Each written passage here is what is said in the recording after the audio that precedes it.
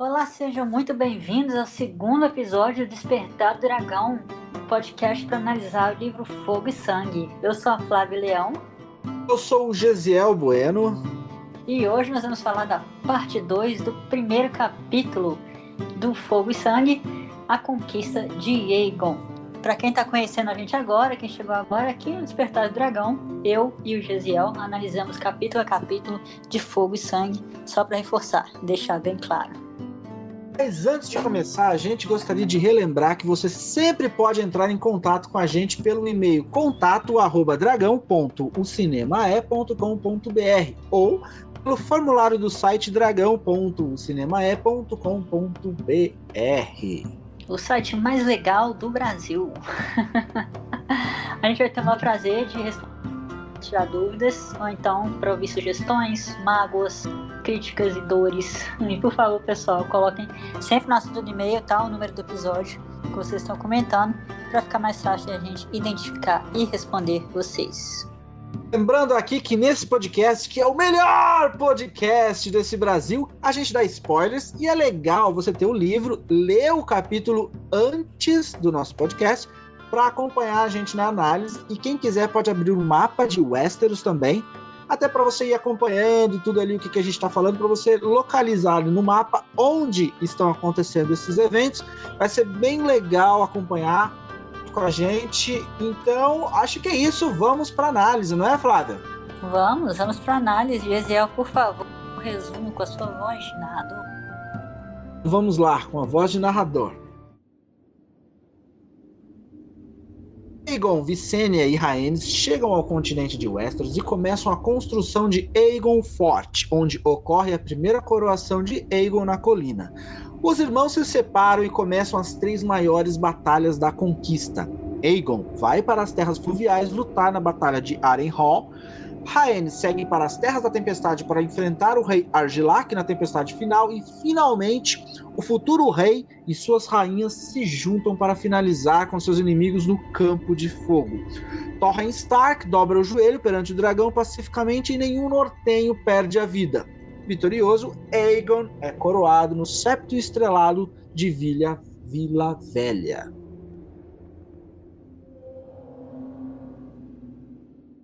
Esses foram os eventos principais que aconteceram nesse excelente capítulo.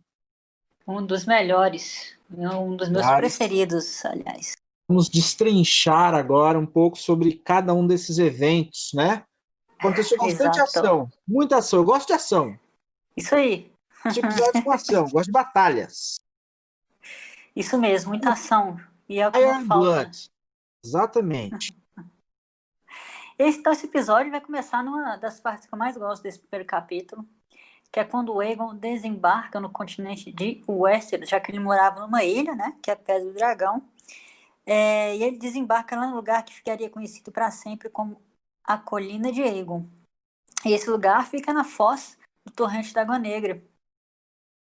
Imaginando assim, de uma forma mais abstrata, é um pouco difícil de visualizar sem você ter um mapa. Então, quem tiver aí com o mapa de Westeros, seria interessante dar uma olhada, achar aí a foz do rio Torrente da Água Negra, tá? Para você conseguir ali se localizar onde você está. Interessante mencionar também que a foz do Torrente da Água Negra é o mesmo lugar que Stannis lutou com o exército de Joffrey, no segundo livro das Crônicas do Gelo e do Fogo, que é A Fúria dos Reis, e no penúltimo episódio da segunda batalha de Game of Thrones, da série, na batalha que ficou conhecida como a Batalha do Água Negra. Nossa, foi super episódio esse. Lembro demais. E esse lugar também é descrito no capítulo da Cate, em um dos capítulos da Catelyn, né, nas crônicas do primeiro livro, na Guerra dos Tronos, quando ela chega em Porto Real, lá no primeiro livro das crônicas, e quando ela vai avisar o Ned que tinha encontrado a pessoa que tinha mandado assassinar o Bran, para quem não se lembra, e inclusive ela dá uma descrição bem mais precisa de como é esse lugar do que nesse próprio livro, né? Como a gente tinha dito, esse livro é mais um livro histórico, né? Não entra muito profundamente na cabeça dos personagens. Então, a descrição da Catelyn no livro A Guerra dos Tronos é bem mais precisa do que essa, mas é o mesmíssimo lugar. E eu acho até engraçado que nos livros, né, o termo que eles usam é que os Targaryen desembarcaram na foz do Torrente. E eu falo engraçado porque eu acho que tá errado, porque claro que o Aegon, a Visenya e a Rhaenys, eles foram voando de dragão, né, pra lá. Não tem porquê eles terem ido de navio. Na verdade, foi o exército deles que desembarcou, né? Exatamente. Eu acredito que é muito uma questão de quando fala que um nobre, né, uma pessoa importante vai de um lugar para outro, no caso dessa dimensão, eles nunca iam sozinhos, né? Eles iam sempre com vários navios, nesses navios iriam os seus soldados, né? As famílias menores que são vassalas, todos os trabalhadores, todas as classes ali de pessoas inferiores da nobreza, mas que meio que fazem a manutenção ali dessa comunidade, né? Porque esses personagens, né, Aegon e as irmãs, eles eram lords, né? Eles eram pessoas extremamente importantes. Essas pessoas não são as pessoas que vão cozinhar a própria comida, que vão fazer a caça. Eles até caçam, mas é de uma forma mais esportiva, digamos assim. Então eles têm toda uma manutenção, toda uma estrutura. Quando fala que eles desembarcaram, acredito que seja ali o comboio deles, né? Não sei como que chama um comboio de navios, mas acho que é mais ou menos isso, né? A frota deles ali, com todo mundo, com toda essa comunidade que iriam com eles, né? Então acho que quando fala que desembarcaram, na verdade, eles até podem ter chegado voando, até porque eu acho muito complicado manter dragões ali no pátio de um navio, né? Acho que meio, não sei como que fariam isso. Então eu acredito que realmente que os dragões vieram voando e montado cada um ali no seu próprio dragão. Acho que foi mais ou menos isso. Mas isso nós podemos apenas conjecturar. Não tem nenhuma informação aí que possa corroborar esses fatos. Eu acho que eles voaram, eles tinham dragons. Dragons. Pra que eles vão Dragons! com navios? Né? Pois é, e aí é aqui na colina do Aegon que acontecem várias coisas importantes. Porque logo que eles chegam, né, o Aegon começa a construir o Aegon Forte, que se transformaria mais tarde na Fortaleza Vermelha, e que por sua vez dá origem à cidade de Porto Real. Exatamente, exatamente. No começo, Aegon Forte era uma coisa muito tosca. Era apenas um castelo feito de madeira e barro. Era realmente uma estrutura ali bastante improvisada, mas que Bem eles não precária. tiveram tempo de subir ali, de construir um castelo, né? Eles não tinham tempo para isso. Não, nem tempo, nem material ainda, não tinha Exatamente. trabalhadores, ainda era tudo muito no comecinho ainda, né? Arcaico. Isso. E aí, enquanto ele ficava por ali, né, começando a montar as bases dele, do que seria a Fortaleza Vermelha, o Aegon mandou as irmãs, né, que eram as rainhas também, darem um rolê pelas redondezas para subjugar lá os senhores do Westeros que viviam ali por perto das colinas. E levar eles até o Aegon Forte para jurar lealdade, porque ali era um povo muito pobre que vivia ali, né? Exatamente, exatamente. E essa parte da história, essa parte da conquista, né, esse primeiro passo, vamos chamar assim, foi extremamente fácil, porque não havia resistência, né? Era uma região muito pobre, muito humilde, Aí senhores tinha lá menores, os pescadores, né? isso, trabalhadores, né? Pescadores, pastores, pessoas Não ali tinha que nada ali iam quase. naquela região ali, os senhores menores. Então, as rainhas, elas só sobrevoaram ali e falaram assim, agora quem é o rei é o Aegon, ok? Ok. O que eles vão fazer, né? Tinham grandes tropas, grandes exércitos, né?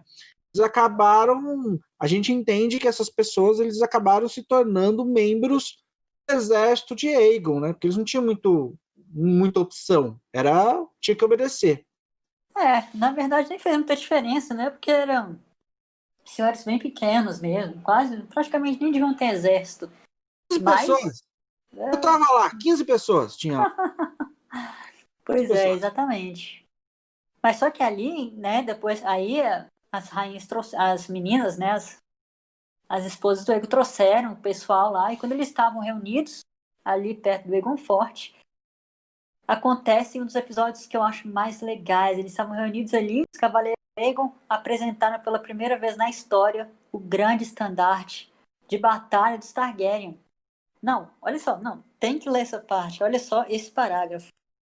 Quando os Cavaleiros de Aegon desfraldaram seu grande estandarte de batalha de seda, com um dragão vermelho de 3 cabeças cuspindo fogo sobre um campo negro, os senhores viram ali um sinal que eles genuinamente um deles, um rei supremo digno de Westeros.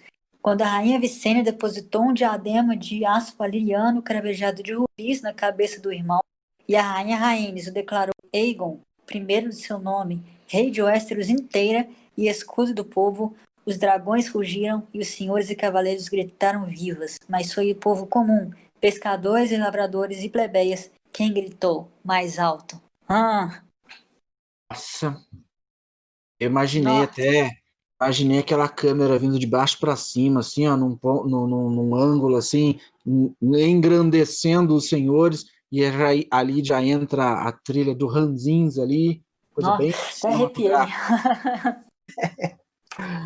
Sensacional, adoro essa parte. Tá? Olha. E aí Isso é muito nasceu o dragão de 3 cabeças. Olha isso. exatamente, foi o primeiro vislumbre que o Westeros teve do dragão de 3 cabeças. Uhum.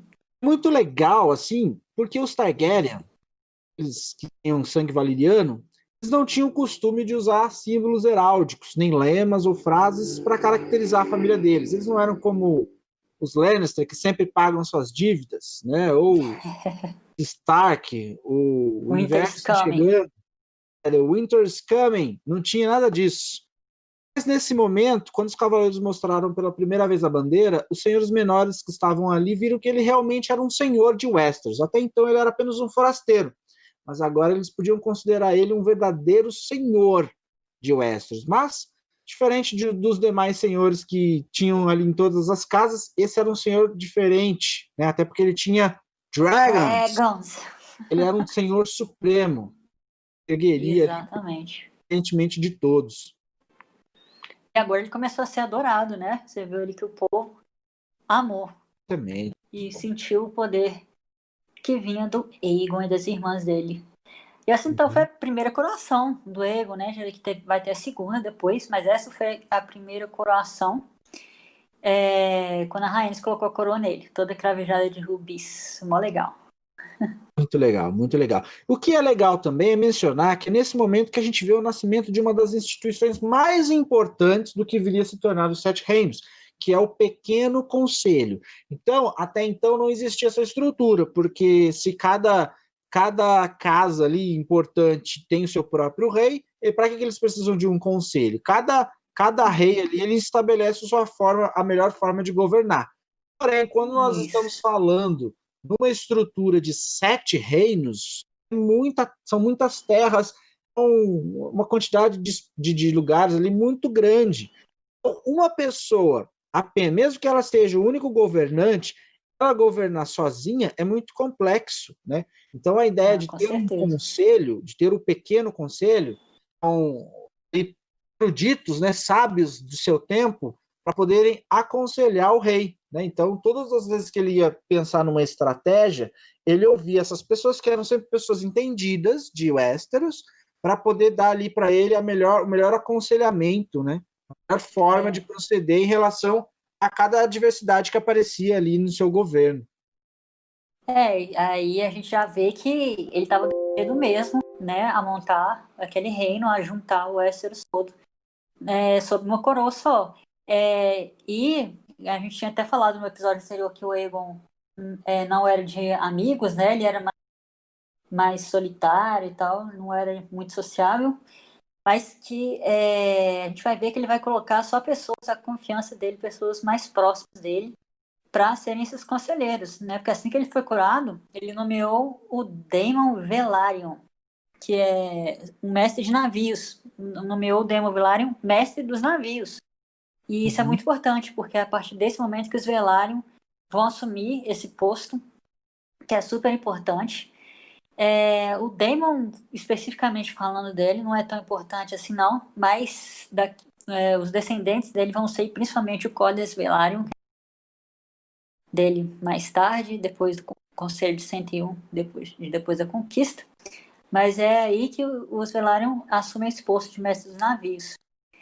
E dá pro Tristan Massey, ele foi nomeado mestre das leis, e o Crispian Celtiga se tornou o mestre das moedas. Você está se esquecendo de uma pessoa extremamente importante, que é o Orys Baratheon, que virou a primeira mão do rei. Exatamente. Eu adoro o Orys. Então foi assim o nascimento do Pequeno Conselho. Lembrando também, quem era o mestre das moedas em Game of Thrones no começo, você lembra? Gisele. Mindinho. Grande Mindinho. Isso aí. Mindinho. Traidor. Um dos meus personagens preferidos durante muito tempo, Game of Thrones, mas que depois foi perdendo brilho, depois vai virando um coadjuvante. Mas nos livros ele é um excelente personagem, assim, é aquele personagem que a gente adora odiar, que a gente entende porque ele faz as coisas que ele faz.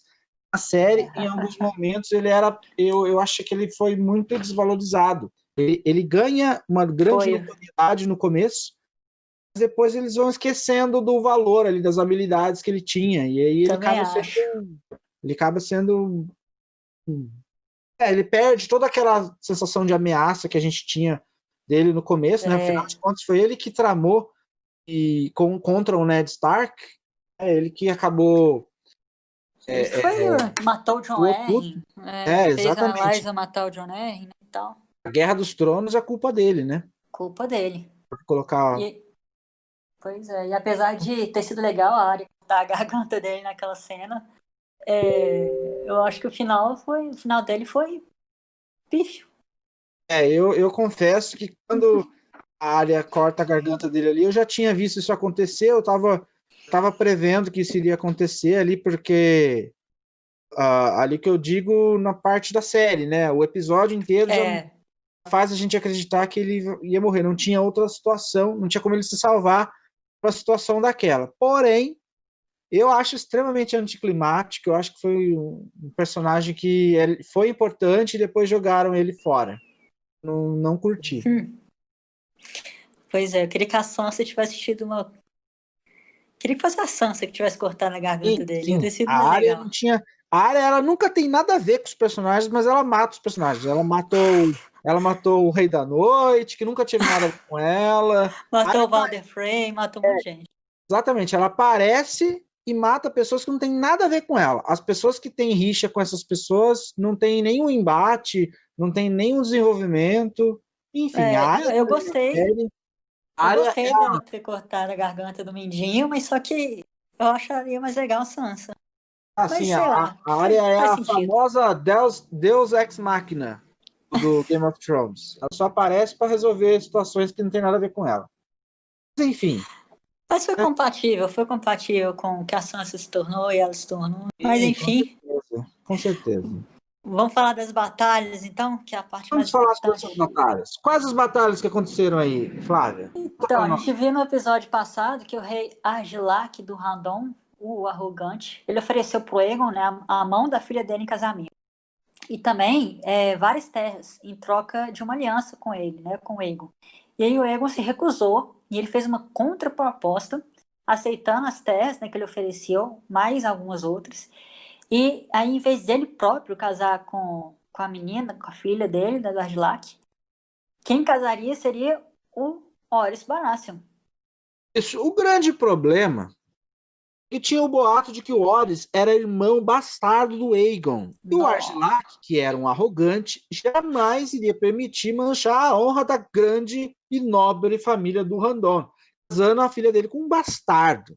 Né? Os bastardos, eles eram vistos como pessoas diminuídas ali. A vida de um bastardo em Westeros ele tinha que se provar muito mais do que um filho legítimo, para ele poder perder o nome de Snow e ganhar o nome ali da família dele, né? Era uma coisa assim. Por isso que a muralha era cheia de bastardos, porque os bastardos, né, não era um orgulho, era uma vergonha ali para o seu pro senhor, né? Tanto que por isso que alguns até mudavam o nome para não serem bastardos e tal. Pois é. Agilok ficou pistola por causa dessa ofensa. Ele mandou de volta para o Aegon uma caixa, as mãos cortadas do mensageiro que ele tinha mandado com a contraproposta e disse assim: essas são as únicas mãos que o seu bastardo receberá de mim. Que tenso. Faz jus ao apelido dele, né? Arrogante. Só que esse aí foi o estopim pro começo das batalhas, da conquista, né? E a gente então viu que o Aegon juntou os vassalos e conferenciou lá com eles durante 7 dias. E ele até avistou o cetro de pedra do dragão para rezar para os 7 deuses. Mas veja bem, de uma forma que o Aegon juntou seus vassalos, outras pessoas também juntaram seus próprios vassalos. Não foi o único. Não. Pois é. Os outros grandes senhores do Westeros também fizeram isso. Eles receberam os corvos do Aegon, né, dizendo que agora ele era o rei do inteiro e que se eles não dobrassem o joelho ia ter guerra. Exatamente. Principalmente o rei Argilac, o rei Arryn e os reis do Oeste e do Sul. O rei Mern Gardener da Campina e o rei Loren Lannister de Rochedo Casterly. Vamos falar sobre algumas dessas pessoas? Eles foram os principais inimigos, né? Exatamente, foram eles responsáveis pelas principais guerras ali de resistência contra a conquista do Aegon. Os 3 Targaryen, então, eles se separaram e foi cada um para um canto.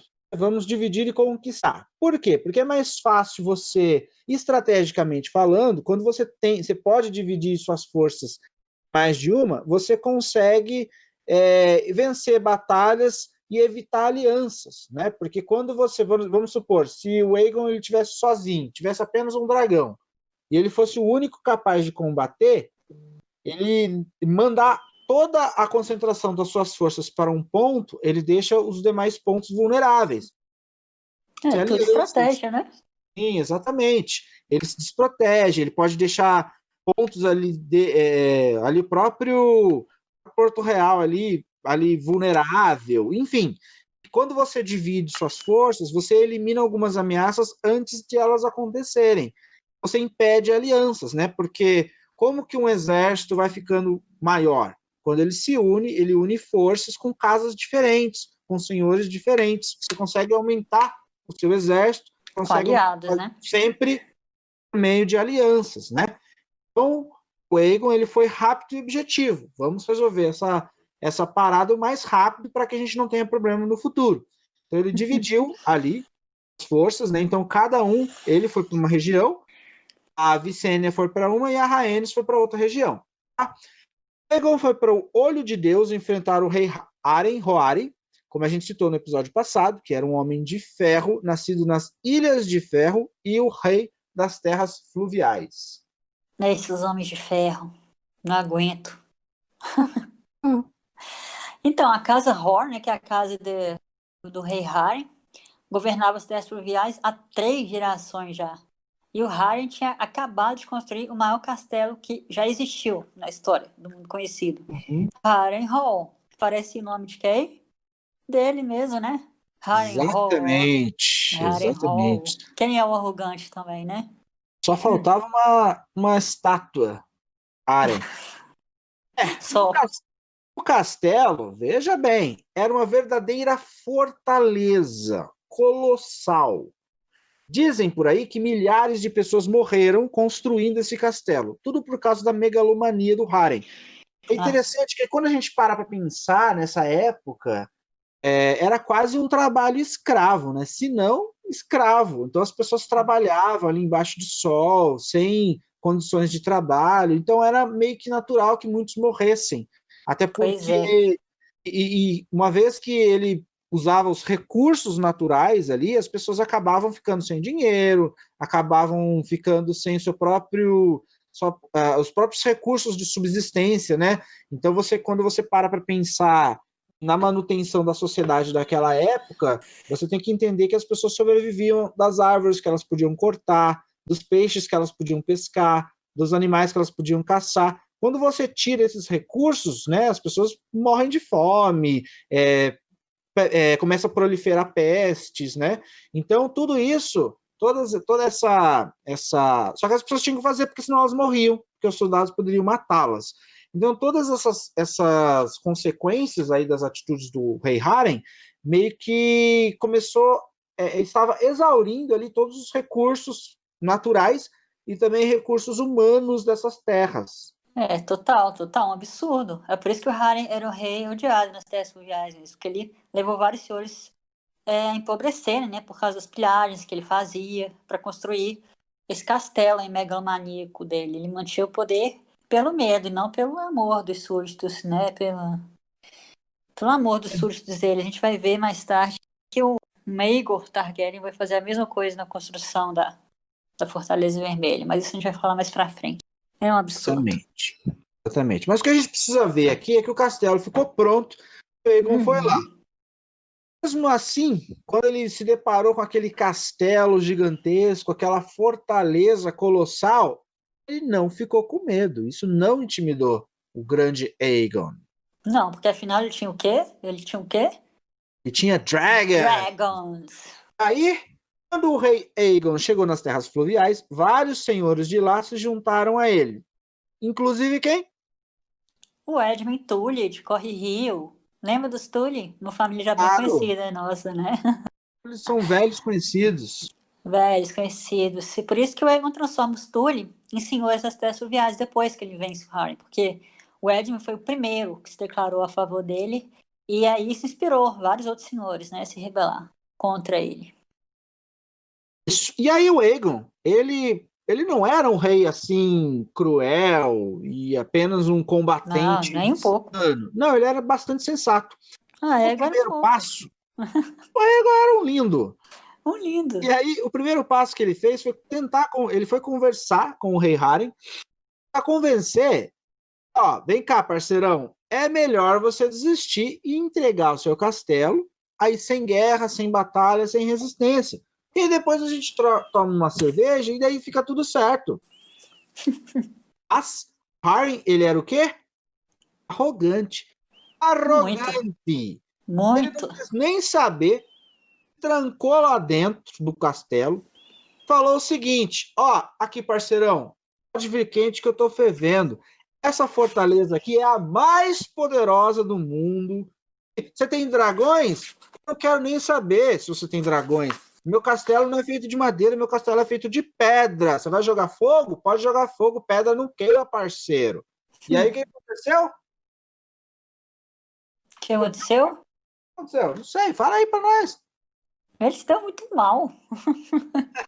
Porque o Aegon, junto com Balerion, destruiu o castelo. Olha só o que o livro diz. Quando os últimos resquícios de luz do sol desapareceram, os homens de Harem Negro observaram fixamente a escuridão que se adensava, agarrados às suas lanças e bestas. Ao verem que não aparecia nenhum dragão, alguns talvez tenham pensado que as ameaças de Aegon eram vazias, mas Aegon Targaryen levou Balerion até as alturas, através das nuvens, para cima, até o dragão ficar pequeno como uma mosca diante da luz. Só então ele desceu, direto dentro das muralhas do castelo, com as asas negras feito breu. Balerion mergulhou na noite e quando as grandes torres de Harrenhal apareceram debaixo dele, rugiu com sua fúria e as cobriu de chamas negras, entremeadas de labaredas vermelhas. Se deu mal pra caramba. Muito, muito mal, muito, muito mal. O rei Haren, todos os filhos dele ainda estavam vivos, que ainda estavam vivos, morreram todos juntos ali, assados de Natal. Assados. Morreu também a Casa Roari das Ilhas de Ferro, e foi assim que Edmund Tully foi nomeado por Aegon o Senhor Supremo do Tridente, que também são chamadas as Terras Fluviais. E essa foi a grande batalha de Harrenhal, que na verdade nem foi uma grande batalha, na verdade. Não teve troca de espada, não é batalha. Porque foi meio que unilateral, né? Quando você vê ali, você vai ver uma luta de MMA. Os dois lutadores ficam se encarando. Um deles vai para cima e dá um monte de porrada e ganha do nocaute, e o outro nem dá um soquinho, né? É meio que quase uma covardia, né? Então foi exatamente isso que aconteceu. Egon deu um rolê, deu um rasante ali de dragão, passou todo mundo que estava lá Nossa, dentro do carro. gente, eu não consigo entender. O cara foi lá, ele viu o Balé, viu aquele monstro. E tipo, tô nem aí, é feito de pedra. Como é que pode? Pedras derreteram como manteiga. Nossa senhora, não dá pra entender não. Como é que eles enfrentam os dragons. Mas então, enquanto isso tudo tava rolando lá no Olho de Deus, lá em Harrenhal, a Rhaenys estava lá junto com o Varys Baratheon, lá nas Terras da Tempestade. Ela foi enfrentar o rei Argilac do Arrogante para dar início à batalha, né, que ficou conhecida como a Tempestade Final. E por que esse nome, Gisele? É porque estava chovendo, né? Exatamente. Estava chovendo muito quando o rei Argilac deu a ordem contra o exército do Conquistador. Estava caindo uma tempestade torrencial em cima Uma deles. tormenta. Foi uma Tormenta. batalha bem dura, né? O mais interessante é que, por causa da chuva, o Meraxes, eu amo Meraxes, que era o dragão da rainha Rhaenys, ele não conseguiu sobre a batalha, né? Por causa da chuva. Então ele teve que lutar no chão mesmo. Sensacional. Mas Imagina. primeira vez que nós vimos um dragão lutando sem a sua habilidade principal, que é sobrevoar, lançando fogo ali contra os seus oponentes, né? O dragão ele ficou ali no chão, mesmo assim conseguiu ali causar um estrago enorme nas tropas inimigas. Imagina ele esmagando as pessoas lá com as patinhas delicadas, Sim. abocanhando as pessoas lá com aqueles dentes. Nó. Passando rasteira com o rabo. Nó. Uma chacina. Só que o importante dessa batalha é que o Horus acabou matando o rei Argilac num combate singular entre os dois, né? É interessante a gente mencionar que o rei Argilac, durante o seu tempo, ele foi um dos maiores combatentes vivos. Então, ele, além de ser um exímio estrategista, ele era uma das pessoas, dos guerreiros mais poderosos que já viveram, né? Um espadachim acima da média. Ele O que já era bem acontece? velhinho. O que acontece ali é que ele não estava mais no auge, né? Nessa época do combate, Não. ele já estava em um avançado grau ali da idade, né? Mesmo assim, ele lutou ali, combateu contra o Horus Baratheon ali num combate singular, e os dois saíram feridos, os dois trocaram golpes, os dois conseguiram acertar golpes no inimigo, mas o Horus Baratheon acabou saindo como vitorioso, né? Apesar de ter sido realmente uma batalha significativa, talvez a maior batalha que ele já tivesse tido até a sua vida, pelo menos é o que ele diz mais para frente. Aí a Pois filha do é. rei, Argilac, se chamava Argela, aquela que tinha sido oferecida para o rei Aegon lá no começo, também tinha ali o gênio do pai, o gênio difícil. Ela se trancou em Ponta Tempestade, o castelo dos Durrandon, e se proclamou a rainha da tempestade, dizendo que não se renderiam e morreriam até o último homem na resistência contra os Targaryen. Nossa, pois é. A Argela, a arrogantezinha também. E Eu acho, arrogante. eu acho muito interessante essa parte, porque você imagina o guerreiro que o Argilac foi, né? Porque ele já lá, todo velhinho e tal, enfrentou o exército do rei, enfrentou Horus Baratheon, fez ter tipo menos três vezes a idade dele, né? E ainda conseguiu machucar o cara, perdeu, mas machucou o cara. Então, assim, impressionante. O rei Argilac. Mas aí, como você falou, né? A Argela se trancou lá, porque o rei Argilac ele tinha se recusado a morrer assado, né? Que nem um porco. Ele falou que o Harry tinha morrido cansado que nem um porco dentro do castelo, que ele não faria isso. Por isso que ele foi para Morri com campo uma espada na aberto, mão, né? morrer com uma espada na mão. Pois é, aí a Argela se trancou, só que aí só estavam lá no castelo, com ela, eles falaram, de jeito nenhum, a gente não vai morrer, não. A gente não é Harrenhal, não. Então eles sequestraram a menina e levaram ela até o Horus Baratheon. E ela estava amordaçada, acorrentada e nua. Eu achei completamente gratuito ela ter sido, né, amordaçada, acorrentada. Amordaçada tudo bem porque ela só falava besteiras. Acorrentada tudo bem porque ela era doida. Mas nua, eu acho que Não foi precisava, desnecessário. né? Realmente. necessário expor a garota nessa vergonha, né? Mas tudo bem, eles estavam nervosinhos e acabaram humilhando ela ali Tudo bem, peladinho. não. Shame, shame, Shame on you. shame. Mas o Horus Baratheon, que era um cara muito gente boa, ele fez uma coisa inusitada. Ele O quê? soltou a Argela, conversou com ela e no final, para honrar o rei Argilac, que tinha morrido com honra, assumiu as armas e o lema dos Durrandon como seu símbolo o veado e fez de Ponta Tempestade sua sede e ainda tomou a Argélia como esposa. Olha isso. Isso foi inusitado mesmo, hein? Realmente inusitado.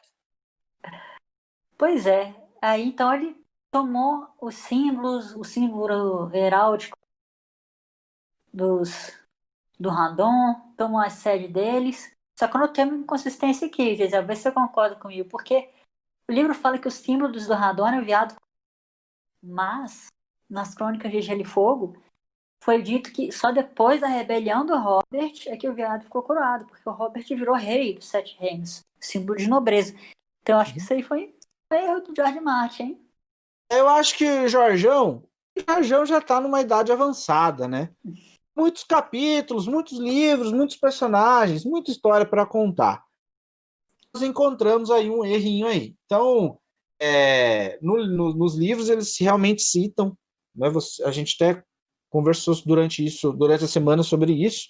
Os livros citam que o veado só ganha a coroa quando o rei Robert consegue conquistar Westeros, né? Consegue derrotar lá e sobrepujar o Rei Louco. Pois Porém, é. acho que o Jorjão, ele, quando escreveu Fogo e Sangue, ele se confundiu e esqueceu esse fato aí.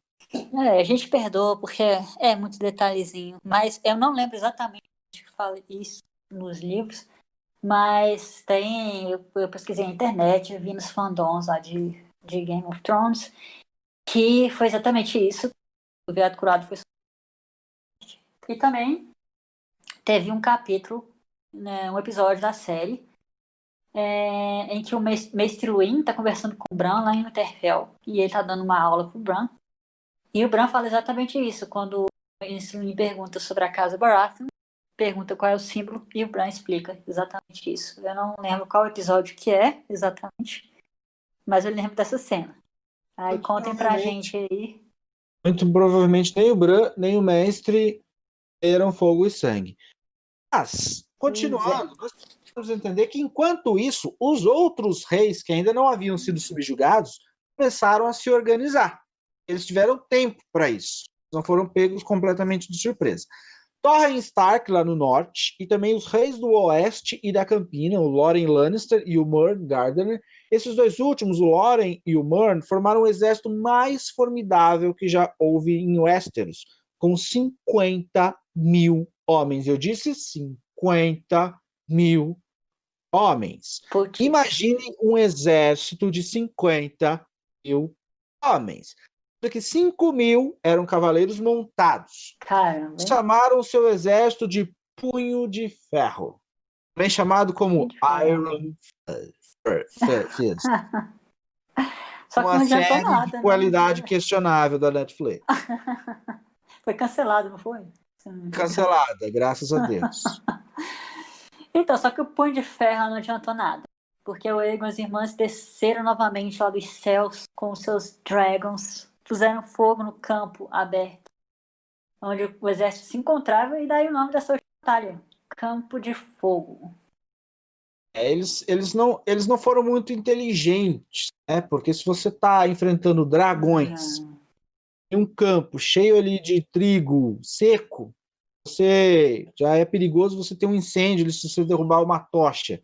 Imagina um dragão que cospe fogo. Eles foram meio burrinhos nesse momento. Total. Total. Exatamente. Mas o rei Mern não sobreviveu à batalha, nem nenhum de seus parentes, e por isso a casa Mern foi extinta. Então Aegon nomeou Harlan Tyrell, que era o seu intendente de Jardim de Cima, foi nomeado o senhor de toda a Campina. Isso mesmo. A casa Gardner, né? A casa do rei Mor. foi extinta. E vieram os Tyrell, nossos desconhecidos Tyrell. Lá de Jardim de Cima viraram os senhores de Jardim de Cima. E eles foram também dizimados, né, na série. Sacanagem. Não tem mais Sacanagem Tyrell. mesmo, muito sacanagem. Pois é. Mas ainda faltava o norte, Gesiel, e o sul. Lá de Winterfell, o Torrhen Stark estava vindo em direção ao sul, né, com um exército de 30 mil homens. Todos eles falavam, The winter is coming. It's coming. Só que ele não deu luta pro Aegon, ele foi mais esperto. Ele meteu ao Aegon. Ele ficou conhecido para sempre por causa disso como o rei que ajoelhou. E é interessante comentar também que os Stark, eles vieram comandando 30 mil bárbaros do norte, né? Bárbaros. Isso só confirma a visão que os sulistas westerosos tinham dos nortistas. Né? Inclusive, o Meissa, que está narrando a história, a gente falou que narra a história, e ele, com certeza, era sulista, porque chama os nortistas de bárbaros, coitados. Eu acho muito sacanagem isso. Eles serem taxados de bárbaros. E o interessante é que o Torrhen, ele não foi lá para dobrar o joelho. Só que essa característica ali de prudência já vem dos Stark, né? Alguns Stark só que dão de louco. Como foi o Casamento Vermelho, né? Mas enfim, o Torrhen Stark, ele foi para guerrear, mas quando ele olhou e viu o exército inimigo e viu os dragões, ele percebeu que ele só iria proporcionar ali um massacre, né? E ele se sentiu responsável pelos seus próprios homens e se ajoelhou. Muitos questionaram esse fato, né? O fato ali de sido um rei que não ofereceu batalha, mas ofereceu logo sua rendição, é uma coisa que ninguém pode falar ali mal dos Stark. Nenhum dos membros do seu exército morreu. derrotado. Ninguém morreu. Nenhuma das espadas deles foram ali retiradas do campo de batalha, derretidas. Não tinha nem dentes nas espadas. As espadas estavam intactas. Perfeitas, exatamente. E lá no sul? Lá em Dorne? Lá do sul, as coisas não foram tão simples. Foi para lá, foi a Rhaenys. Ela ela já foi com a intenção de receber a rendição da princesa Méria. Ela chegou lá, não tinha exército, não tinha comunidade, não tinha ninguém lá. Encontrou apenas uma região vazia. Por todos os lugares que ela passava, ela não encontrava os exércitos, só encontrava mulheres, crianças e velhos. Não tinha ninguém para batalhar contra ela e contra o Meraxes. Foi então que ela encontrou a princesa de Dorne em Lança Solar, que era a sede ancestral dos Martell. E ela disse que os conquistadores... E a Méria, ela era uma mulher porreta. Ela disse que os conquistadores não eram bem-vindos e Dorne não iria lutar. Porém, também não iria se submeter. Antes de partir, Rhaenys fez uma promessa de que ela e os irmãos voltariam e trariam fogo e sangue. Porém, mesmo assim, Dorne percebeu insubmissa. Eles não ofereceram batalha, mas também deixaram bem claro que eles não iriam se render. Porreta mesmo essa Méria Martell, hein? Já tava lá, velhona. Era, como é que ele chamava? Conhecido como Ahram de Dorne. Ahram de Dorne, reagiu. Ela já tava velhinha, já tava cega, mas continuava com a mente super sã. E ela, tipo, venceu o Aegon, né? O Aegon não conseguiu conquistar a Dorne. E Dorne permaneceu insubmissa ao dragão. Durante muito tempo, vários Dorne continuou insubmissa. Pois é, mas a Rhaenys foi lá e ameaçou, né? Disse, eu vou voltar. E vou trazer Fire and Blood. Fire and Blood. Isso aí. E ela cumpriu a promessa, né? A gente vai ver no próximo episódio. Essa tática aí que ela usou de deixar tudo destruído, né? Tudo vazio. Parece a tática que a Rússia usou nas guerras mundiais e que derrotou Napoleão. Derrotou Hitler. Eles faziam isso, Terra Morta. Exatamente. É uma estratégia de batalha, né? Uma estratégia muito eficaz. quanto maior o seu exército, maior a quantidade de recursos que você precisa para manter esse exército, né? Por exemplo, quando montaram lá um exército de 50 mil homens, esse exército seca rios, torna ali a colheita de uma região toda de agricultores, eles tornam a região deserta, né? Porque eles ficam consumindo, eles vão comendo as coisas e tal. Eles fizeram exatamente uma estratégia contrária. Ok, nós não temos exército suficiente para derrotar vocês. Então vem aqui no nosso reino para vocês verem o que tem para vocês. E aí eles esvaziavam tudo, envenenavam os poços e deixavam ali sem nenhum recurso, né? Então tinha muito deserto também nessa região. E aí, se A você gente não vai tem ver isso. recurso, você não consegue derrotar, você não consegue avançar muito com o seu exército. Ou quando o seu exército chega ali em alguns locais pontuais, seu exército já está mirrado, já está cansado, já está com fome, né? Então é uma excelente estratégia. Existem, agora trazendo para o nosso mundo, né? Se analisar a história, existem várias guerras, principalmente na Idade Média, mas não restrita a elas, que quando um exército estava vindo atacar, e no meio da batalha, o que eles faziam? Eles jogavam os corpos dos mortos no rio, porque daí os Isso, corpos vão envenenava. apodrecendo e envenenam a água. E aí o exército vai beber a água, eles acabam ficando envenenados ali por causa dos corpos mortos. Exatamente. É muito triste esse Muito negócio de triste, guerra. muito Mas é triste isso mesmo. aí. Então Rhaenys não encontrou ninguém e Dorne permaneceu submissa. Mas, mesmo assim, o Aegon foi coroado pela segunda vez. Aê! Lá em Vila Velha. Isso, muito bem, segunda vez, que é a vez Muito que é a bem, mais Aegon. considerada, né? Isso. E Vila Velha, que era e continua sendo a maior cidade do Westeros, né, Aham. e que é o centro da religião do Deus de Sete Faces, que Deus é a das sete religião faces. que os sulistas seguem. Exatamente, sim. Lembrando, uma coisa que é importante a gente ressaltar é que os nortenhos, né? The Winter is Coming, a gente bem sabe, eles rezam para os deuses antigos, que eram os deuses dos filhos da floresta dos primeiros homens. É o que a gente vê em algumas cenas na primeira temporada de Game of Thrones, o Ned Stark, ele lá fazendo as Rezando, preces dele, pensando na beira do rio, mas com a árvore, né? Então eles isso, com faziam a as árvore preces coração. às árvores coração. Bem Uhum. interessante.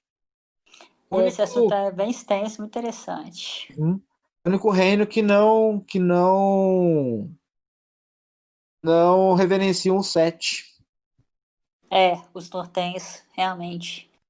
Eu acho que lá no norte, só os Manderly que, que eles têm a religião dos sete porque eles eram sulistas, né? Depois eles foram banidos para o norte. É interessante a história da casa Manderly também. Que interessante. Mas o fato é que o alto septão, que é o cargo mais alto lá da religião dos sete, né? É como se é o que representaria na nossa sociedade o Papa, né, na O religião Papa. cristã, Exato. autoridade E aí, máxima da religião dos sete. isso, o alto septão. E o septão, assim que ele soube que o Aegon tinha desembarcado no continente lá há muitas semanas, né? Ele se trancou no septo de Vila Velha, que seria uma igreja, né? O septo. E ficou lá por 7 dias e 7 noites, comendo só pão, bebendo só água, que nem o Aegon fez, né? Depois que chegou as montadas lá do ministério dele. E aí o Alto Septão chegou à conclusão de que se os Hightower, que eram os senhores lá da região, que eram vassalos dos Garden, né? São do Tully, ficaram sendo vassalos do Tully. E eles eram senhores ali de Torralta, dos Hightower, capital de Vila Velha. Se eles enfrentassem o Aegon, o Alto Septão viu que se eles enfrentassem o Aegon, a cidade ia arder no fogo. Isso. Aí, Manfred Hightower, o senhor mora ali da região, que era muito religioso. Pio? Qual é o termo que é utilizado no livro? Pio. É Pio. esse aí. Ok. Ele acreditou no Alto Septão e quando o Aegon chegou, encontrou os portões das cidades abertos para ele. Exato. Entrou facinho. E 3 dias depois, o Alto Septão ungiu o Aegon e depositou nele a coroa, proclamando ele, né? Aegon da casa Targaryen, primeiro de seu nome, rei dos Ândalos, dos Roinares e dos Firmões, senhor dos 7 reinos e protetor dos 7 reinos. Michel mesmo, hein? Lembrando que eles utilizaram o termo 7 reinos. Aqui isso foi até um pouco ali, como que eu posso dizer? Errado. Enfim, não eram 7 reinos, na verdade, porque Dorne não havia sido conquistada. Eram apenas 6 reinos. Mas, né, para fechar o ciclo, eles chamaram de 7 reinos. Exatamente. Foi só para ficar bonitinho. Mas só que eles ainda tinham a intenção, né, de conquistar Dorne. Então ele estava pensando que era só uma questão de tempo até ele ter os 7 reinos na mão. E aí o título foi dado para ele. Aegon Targaryen, o Conquistador. O Conquistador. O Conquistador.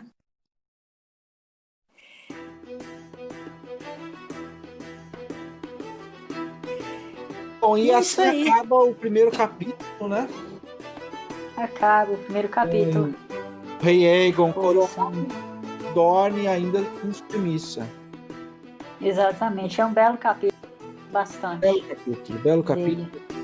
Um bom capítulo logo para você ser cativado pelo livro e ficar com curiosidade para ler o restante. É um dos meus prediletos, esse primeiro capítulo. O segundo nem é tão legal. Ele é o meu predileto também, até porque é o único que eu li até agora. Jesus. Vou ler os próximos. Tem material referência para comparação. Exato. Enquanto ainda não tem. Então é isso aí, pessoal. Espero que vocês tenham gostado. Por favor, não deixe de mandar suas dúvidas, sugestões, dores e mágoas para o e-mail contato@dragão.cinemae.br. A gente vai ter o maior prazer de falar com vocês. Vocês também podem falar com a gente através do Instagram do Cinema que é @ocinema_é. Por favor, entre em contato com a gente. A gente quer interagir com vocês. Digam o que vocês estão achando do nosso podcast, que é o que dizer o melhor do Brasil. O melhor podcast desse Brasil. O melhor. Então, nosso podcast está chegando ao fim. Nosso segundo podcast. Está sendo muito legal e prazeroso fazer esse podcast para vocês. E deixem seus comentários. Tudo que a gente produz aqui, nossos roteiros, as nossas discussões aqui, sempre são com o intuito de levantar discussões com vocês, né? Não deixe de mandar o seu comentário, sua pergunta. Não esqueça de mandar elogios pra gente. Somos pessoas carentes. De falar que a nossa voz é muito sexy. Alegre os seus a cada 15 dias. Exatamente. Então a gente vai ficando por aqui. Os caras aguardando vocês. Obrigado pelo seu clique. Obrigado por estar com a gente. Por nos ouvir. E a gente lembrando também que esse episódio vai estar no nosso site dragão.ocinemaia.com.br e também no Spotify, O Despertar do Dragão. Ok, pessoal? Então vamos ficando por aqui. Boa noite, bom dia, boa tarde para vocês, ouvintes, e até o próximo episódio que vai sair daqui a 15 dias. Até o próximo episódio, galera. Tchau, tchau. Tchau.